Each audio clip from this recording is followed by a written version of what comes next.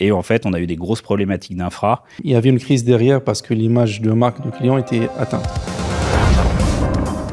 C'est quoi la pire crise que vous ayez eu à gérer et qu'est-ce que vous en avez appris ? Alors la pire crise que j'ai vécue, c'est à mes tout débuts, quand j'étais client Splunk.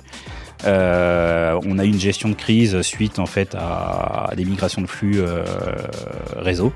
Et en fait, on a eu des grosses problématiques d'infra. Et à l'époque, en fait, on a pu compter sur l'implication et le professionnalisme des consultants PS de l'époque.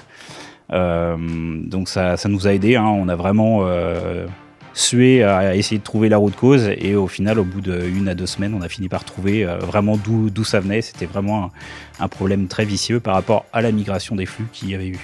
En fait, ça m'a vraiment permis d'apprendre réellement à troubleshooter une plateforme.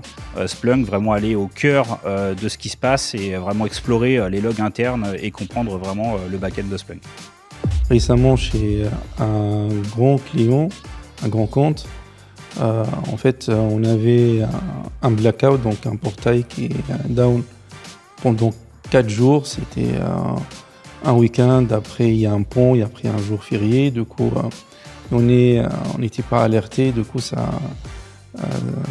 il y avait une crise derrière parce que l'image de marque du client était atteinte. Et derrière, c'était quoi le souci? C'est que Splunk a bien fonctionné, l'alerte a bien tourné et elle était atterrie sur une boîte mail qui n'était pas consultée. Et du coup, directement après, on a réfléchi à mettre ITSI pour centraliser les alertes dans une sorte de bac à alerte. Et comme ça, le N1 consulte toujours cette bac à alerte. Et voilà, donc il n'y a plus de boîte mail pour recevoir les alertes. Tout tombe sur ITSI et le N1 gère les alertes sur ITSI.